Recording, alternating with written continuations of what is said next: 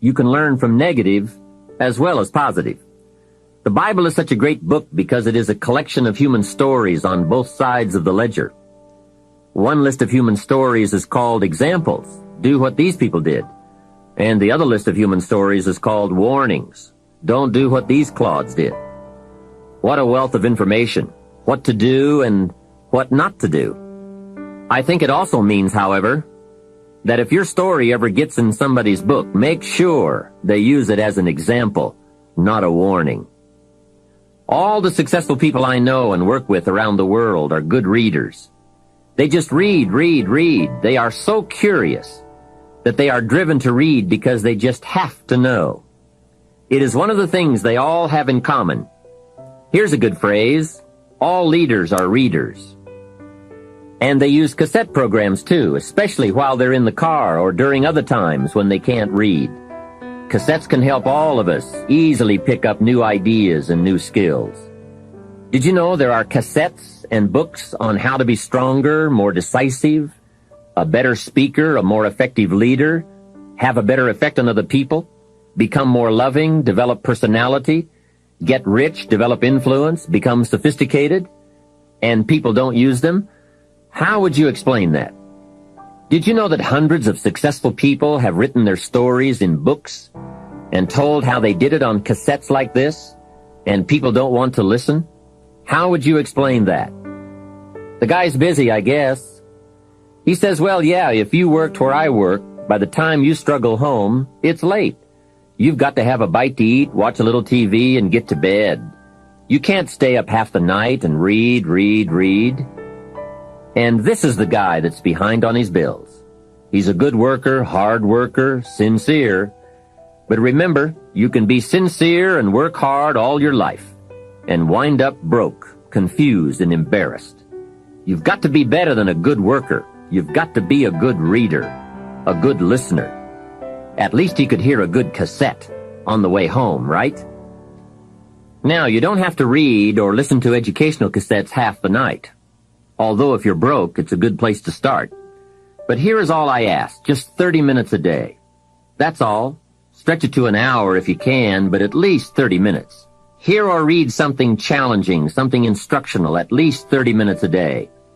And here's the next key. Every day. Don't miss. Miss a meal, but not your 30 minutes.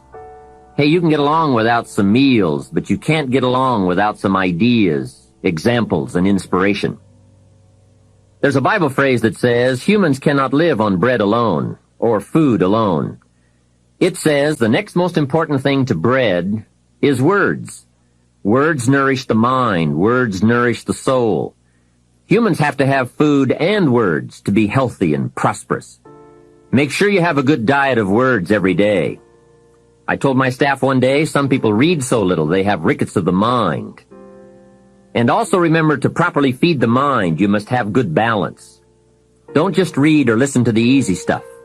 You can't live on mental candy. Here is a thought. Why not call good books and cassettes tapping the treasure of ideas? That's it. Tapping the treasure of ideas, like you're doing with this program. And if somebody's got a good excuse for not tapping the treasure of ideas for at least 30 minutes every day, or spending the money and getting the books and cassettes, I'd like to hear it. Invest the money. Get the cassettes and books. The best money you can spend is money invested in your self-education. Don't shortchange yourself when it comes to investing in your own better future. Mr. Schoaf got me started on my library when I first met him. He said to me, become self-educated. Standard education will get you standard results. Check those numbers and see if that's what you want. And if it isn't, if you want something better than standard, you must become self-educated. So I went to work on my library, and I now have one of the best.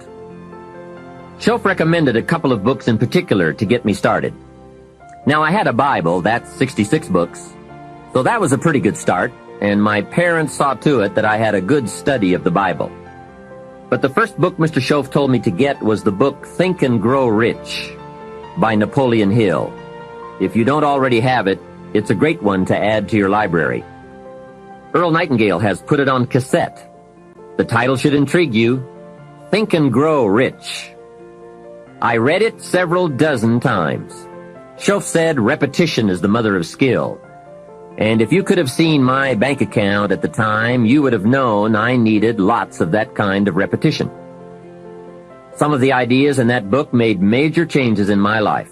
As I look back now, the book was worth thousands, and I bought it for pennies. I learned a very valuable lesson. There can be a great deal of difference between cost and value. Before I met Mr. Shoaff, I used to ask, how much does it cost? After I met him, however, I soon learned to ask, how much is it worth? I started basing my life on worth instead of cost, and everything changed. So that was one book he recommended, Think and Grow Rich. The next book he recommended I get was a book on nutrition. Shoaff said, study nutrition. Vitality plays an important part in doing well. Some people don't do well because they don't feel well. It's not that they're not intelligent.